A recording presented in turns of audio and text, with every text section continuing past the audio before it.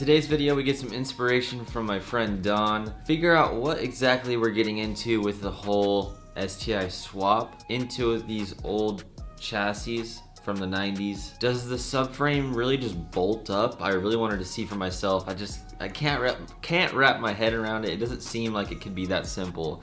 But everyone says it is, so I gotta see it with my own eyes. To catch you up to speed, I was over at a car meet at K-Sport headquarters in Mesa, Arizona, really close to my house here in Gilbert, hanging out, talking to some buddies, and I don't even remember how I got introduced or started talking to this guy named Don. Me and Don quickly realized we're both just chill car people who just like to drive hard and have fun. I really appreciated the way he talked about cars, his energy, and then he said he had a GC. I was like, tell me more. I really want to do these, and I actually have one sitting at my house I haven't built yet. Actually, I don't even remember if I had mine yet at the time, but I was drooling over him. I was just like trying to figure the whole thing out. He invited me over. A year later, here we are. He's gonna give me the complete rundown of what we're getting into. Thank you, Don. I appreciate you.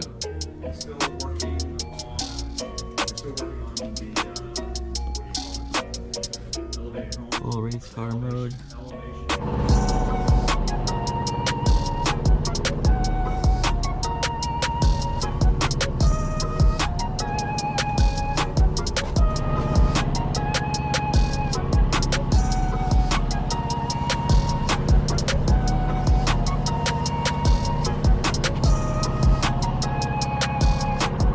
Sorry about the shop. We are at a crush to super lap battle. Oh, it happens. Yeah, if you have a clean shop, it means you're not doing anything. Exactly, right? But this is Don. Don, tell him about what you do. Even anything I might not even know. It looks like you got some sort of oil cooler you're putting on. Right. But you've been driving the crap out of this thing. It looks like. I have been. Yes, we've been tracking this as much as we can in preparation for super lap battle. We are going out to super lap battle on the 6th and the 7th of March. Hoping to make some waves out there if we can. We'll probably be the only GC out there, which is kind of nice. Yeah, totally. So yeah, I mean, we're just here it is. Can we start top to bottom? Like maybe tell us a story, like what kind of condition you get the car in, how long you had it. I originally bought the car out of a gentleman in Casa Grande. It was pretty run down. Looks like they were rally crossing the car because it had a lot of pit holes, and it had a little air vent in the top and that kind of stuff. So I picked it up super cheap, and I knew once I saw it, I was like, yeah, I want to buy this. I've been waiting for this because I want to make a 22B. Yeah. Every Subaru enthusiast, they're like, yes, the 22B. And that's kind of what it started out. It sat for about a year and a half. I picked up the Hawkeye, raced it for a little while, and then I was like, all right, so we're gonna, I was like, all right, we need to get the Hawkeye under development and that kind of stuff. So I took everything out of the Hawkeye, wiring, motor, everything, and threw it into this. Wow. And this was originally going to be a show car. Like I was just, we'll make this a show car, kind of real nice paint. Your 22B idea, show car. Yeah. Show car. It was I was trying to do like an homage to one of the greatest time attackers of all time, Roger Clark, and the Gobstopper. So that's what this was, the idea in my head, and it's pretty much there. So it's it's the red version of the Gobstopper. Oh, very cool. And how was I've been trying to research if I can. This is super tight in the front, is what everyone complains. Very, very tight. What everyone complains about. What you want to do is you want to get your radiator pulled as close to your pillar as possible. Some people will also get a smaller radiator and fit it up inside. Underneath right here. Yeah. Yeah. And then what I found is just making sure you trim the hoses. If you trim the hoses at a proper length, it'll fit in there. Right. Yeah. Then you won't have any issues. Yeah. Also, with these rubber hoses, one of the big things is they like to expand. And that's what happens when you start. It could look perfect, like, okay, we've got plenty of clearance, everything, but when you start beating on it for lap after lap after lap, it starts to expand. And then it'll hit. So you haven't had issues with this expanding? I actually have. If you look right there, Oh yeah, it's already hitting that. It's already tapped. So I'm gonna replace this. You know, hoses are $6. So I'll just swap it out. Yeah, are you just gonna put a new one in and just keep running it? Yeah, I'll just put a new one in. Yeah. Eventually, with just how hard it is to get things nowadays, I'd like to have a polyurethane one, right, or something like that. But it's just a matter of time right now, you know. And just swapping it out for another $6 part, we're good to go. Is this from the 07? Yes, this is from the 07. Okay. Huh. Then you got the smaller battery, and then it's nice that you can see everything. There's so much room versus the newer ones, you know. So what was it like motor mount wise, if you just did the whole subframes and everything, just bolts right up. Yeah. Is it really that simple? It is that simple. Really? Right. Huh. Yeah, so we shouldn't be intimidated for this being our first like real restoration, like swap. The only problem is if the car was in an accident and things are off a little bit. I did have an issue a long time ago with the I have a GC sedan out there on the other side of the wall. It was in an accident. Everything was. It started at being like maybe close to a 1/4 inch off here, but then once you finally got everything together, everything was off like 1/2 inch, 3/4 inch. So. Oh gosh. Yeah. So as it progresses through the mounting and the motor neck, I say it could be way off. Right. So that's one of the big things is if it's an accident, it's trying to get everything square. Fortunately, this one was not in an accident, so everything bolted up. Right. Just like as it should. Do you want to show me what the inside and the rundown of that looks like? Sure. I'll go on the passenger side if you want to go on the driver's side. So it's pretty basic. As you can see, there's not a whole lot in here. Completely gutted. With all the modifications and everything that we've gutted, we brought it down to about a little under 2,700 pounds. Oh my gosh.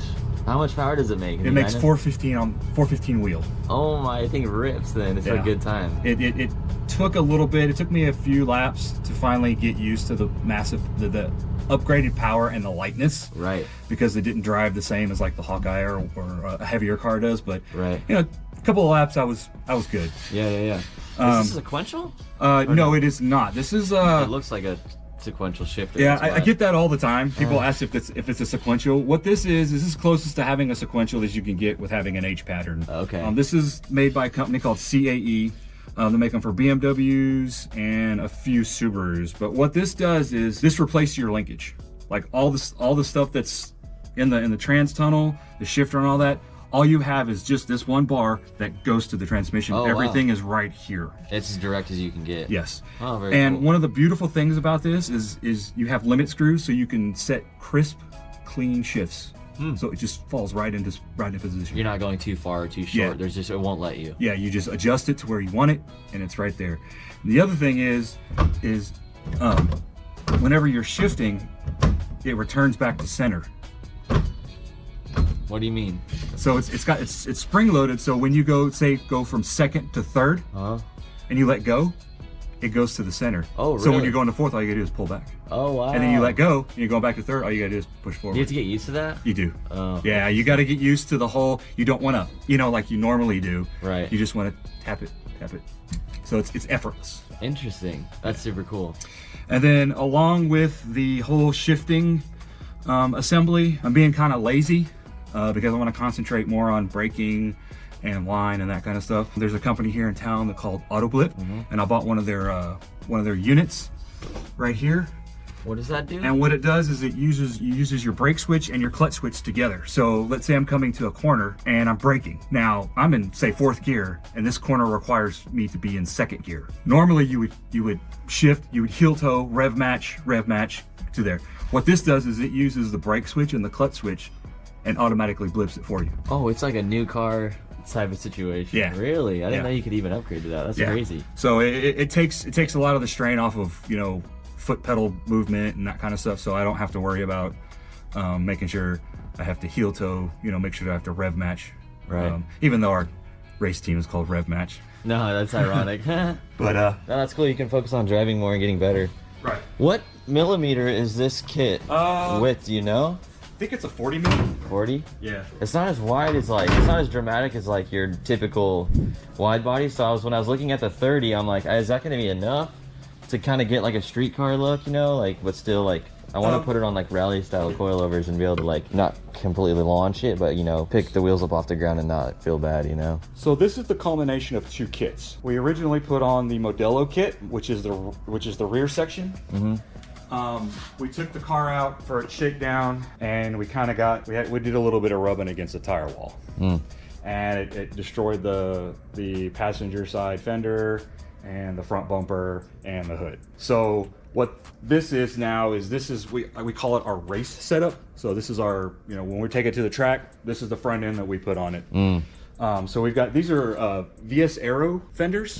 They're a little bit different than the Modelo one. These have the kind of the concave like you would see on a standard Subaru. Right. Whereas the Modelo, it comes out and down. So it has a kind of a flat and then comes down. So, so that's kind of one of the big change differences. And then also the it's a little narrower down here so that we have a factory 22 or 2.5 RS front bumper on here. I see. So once we're done racing, after Super Lap, we're gonna start breaking this car back down, and we're gonna put all the Modelo stuff back on it, and we're gonna reshoot it. It will then become a show car. Yeah, heck yeah. We're gonna be developing the Hawkeye. And do the full interior. Right. Are you gonna redo the roof? Or are you gonna keep that vent? I'm gonna keep that vent. I have the scoop. Yeah. So I'll put the scoop on there, and just kind of give it. I've got some different hood vents that we'll be putting on there. So yeah, it's just gonna be kind of just in your face out there. Hey, here I am. Bright, nice, vibrant red, and that kind of stuff. Just because there's no wide body GCs out there, and hopefully you guys come along, and then some other people come along, and we'll have a nice crew of wide body GCs. I know in Arizona there's not. You're the first person I talked to. I was like, I gotta go talk to Don because I don't know anyone else. We had one person. I don't know if he's still around. His name was Milo Stanich. Did he have that blue? He had the blue one. Gold. It was like an actual 22B style. Like it was like this full street car, like done up, wasn't it? Right. Yeah. I saw that at one of the shows. They mostly did drag racing and that kind of stuff. With Solus. Yeah. Here's the. Oh wow, sick. Here's the trunk. So yeah, we got a full Radium race fuel set in here. I don't know if I'm going to leave it or not. What is? May just leave it, get another one for the Hawkeye, or rip this one out and continue with the tank. We were having some issues with fuel pressure. The tank it's a tank from some STI. I don't know what year STI it came from, but I put it in there because the other tank was rusted. And we're having we put pressure on it, and it was leaking everywhere. So you just gotta get a new one. I gotta do something. Yeah. So we put the fuel cell in there. It's got two pumps. We've got a lift pump that goes to a surge tank. There is a surge tank down inside there. And the concept of a surge tank is if you're flying around corners, turning, and that kind of stuff, your fuel's sloshing around. The surge tank stays under pressure. That way, you're always getting constant fuel with no air. So we got the one pump feeding the surge tank, and then the surge tank can have up to 3 fuel pumps in it. Oh wow. So I only have one and one because that's all the fuel we need. Right. But if you have a larger application, you could put 2 or 3 pumps in there.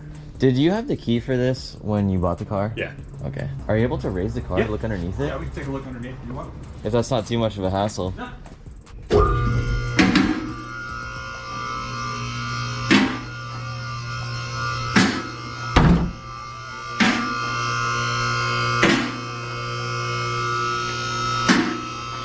So yeah, nothing crazy underneath. We got an APS turbo back. I've had this for like 6 years now, and I love the sound. It's great flowing exhaust. It's low, it looks low key. It's not crazy.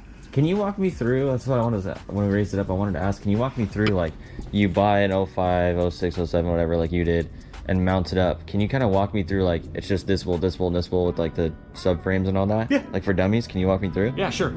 So yeah, this is going to be the rear subframe from the Hawkeye. So as you can see, it's basically 2 bolts here, 2 bolts here, and then all the accessory. We got the lateral links will all fit. We've got they'll fit to your knuckles here in the rear. We got the trailing arms. So the trailing arms are on the 07, right? Right. They're all the same. It all literally mounts up right here. Yeah. Nothing it changed. all mounts up, yeah. That's crazy. The only thing you will get though, with some of the STI stuff is you will get a little bit, it'll push it out a little bit, so you will have a little bit of negative camber. Okay, not a problem. Not much though. Yeah. Yeah. Huh. Then come up We've here. got this is a 6-speed transmission. So it bolts right up in there. No problems, as you can see. It's all bolted up. And it seems too good to be true, but it's not. No. Yeah. That's crazy. Bolts right up. The only issue you may have is this is the STI drivetrain or driveline, and it didn't seem like it wanted to fit, but it fit. That's good. I would highly recommend that if you do get a 6-speed swap, that you do get the driveline. Right. Axles, these are from an 05 STI, so the transmission and the driveline is all from an 05 STI. Okay. So it is, full STI 5x11 or 5x114 bolt pattern all around. Okay. What is the original bolt pattern on 5x100. Okay, that's what I thought. I wanted to run I have the 2015 BBS I have gold. I was like, I wanted to run it on one of these. We also have STI aluminum control arms in the front here. Oh yeah. Which will also push it out a little bit. Give you a wider stance. Wow. Yeah. So once you get it to a shell, you just bolt everything up. Yeah. So you got these 2 bolts here. And same on the other side. Those are where we're gonna attach your front subframe to the main frame. It all lines up. Wow. That gets me excited. I'm not like. Yeah. I haven't seen one in person. Everyone's like, yeah, just bolt right up and just see it. I'm like, okay, this is. Yeah, you could literally go get a WRX, a broken WRX, what have you, and you can take all the parts out of that WRX minus, some of the interior bits. Yeah. The motor, the drivetrain, everything, and just drop it in here. That's what I was looking at, IAI and like a repossessed cars and some totaled ones. I'm like, I want to find one that has like rear end damage or something and then hopefully get it. So. That'll be awesome. 2.0s are pretty easy to get a hold of. 2 what? 2.0s. A 2.0 motor. Oh, yeah. A 2.0Z pretty easy to get a hold of. 5-speed transmissions are easy to get a hold of. Right. If you can get one that has everything, that's great. But you can always piece it together. You can piece it together. Yeah. It's a little bit more work in piecing it together. Right. But it all still bolts together the same. Right. You have a 2.0 in this, or is it 2.5? This is a 2.5. This has an IAG Stage 2. Okay. How's that motor been for you? It's been good. Yeah. Haven't had any issues with it. Revved the crap out of it. It's been strong. Yeah, very cool. Well, sweet. I feel a lot better. Randall, what do you think? I'm ready for it. You ready? I'm ready. Yeah, I'd say if you're gonna source stuff, the hardest thing to source are the subframes. There are just not very many of them out there. So, like I said, if you can find a wrecked Subaru or I was gonna try and buy the whole car. Yeah, if you could do that, that'll be great. But I want to do the full like dash swap and everything. So. That's kind of what I was thinking. Yeah, the only thing about dash swap is there's an issue with the door cards, and some people they're like they don't care. Some people modify it. I don't have door cards right now, so I'm like, Yeah, I wanted to just use the dash and try and trim it, and then use like the 6 crest door cards that they make. Yeah, they've got some new ones now that look like an actual door card. Oh, really? They have the ones that have the X for the frame or the roll cage. Yeah. Yeah. But now they have some that actually have like where the latch goes, and it has it comes out. It's like a regular door card. Right. Yeah. So it's a little cleaner for like a street car. So I was going to try to get a set of those before Super Lap, and they're 2-3 weeks out, so I won't be able to do it. So once we're done, we will probably put a set of those door cards in here, or get a set and skin it and make a carbon fiber. Yeah. That would be cool. Door card. Yeah, heck yeah. Is that your Hawkeye back there? That is, that's my daughter's. Oh, really? You want to take a look at that? We can. Yeah, I'd like to. Randall was like, what's up with the pink? I'm like, there's got to be a story. Yeah, this is, Wait, what's these bolts right here? Is this for your seat? Yes. These are my rear harness. Oh. So the back harness. This is for the front of the harness. I've got a 6-point harness in the front, so it splits out into 2, and then you've got so it's 6 points total. But yeah, that's what these are for. And then this is the cage. Oh yeah, that's the cage, yeah. That's what we're gonna do the same thing, Randall. That's how all these guys do. Yeah, just a bolt-in cage from Auto Power. Yeah, it looks good. Yeah, let's see. You got a pink engine bay. That's gonna be sweet. So yeah, this is my daughter's car. Her name's Macy. She bought this car, it's been a couple years now. It was horrible when we got it.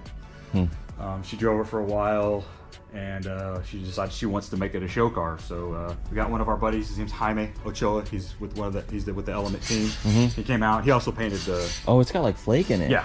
Oh, wow. So yeah, so we've got that's cool. It's like a pastel pink with this flake. And now the difference between this flake is normally you have round flake or square flake.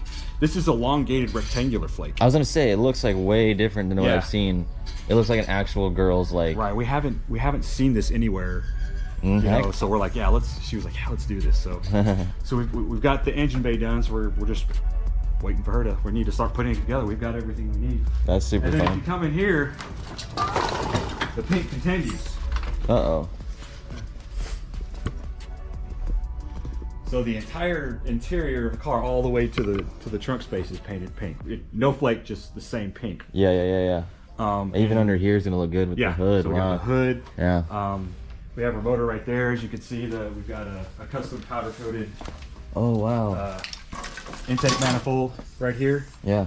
So I guess you can say it really is that easy. We're gonna find out for ourselves with this build. I can't wait. Thank you, Don, for your time. It means so much just letting us invade your space right before you're about to go race. Check out his Instagram on the screen. You guys can check out what he's up to. He's out there running hard, driving a lot, and not just letting things sit. He's out there just getting after it, and I think that's awesome. And most people are looking for people to follow that actually go out and drive. If you guys are enjoying this content, enjoying the series, the best way to support the channel is karmaspeed.com. We're coming out with new products on a regular basis this year. It's my biggest push for this year. karmaspeed.com, go check it out. I appreciate you guys. Thanks so much.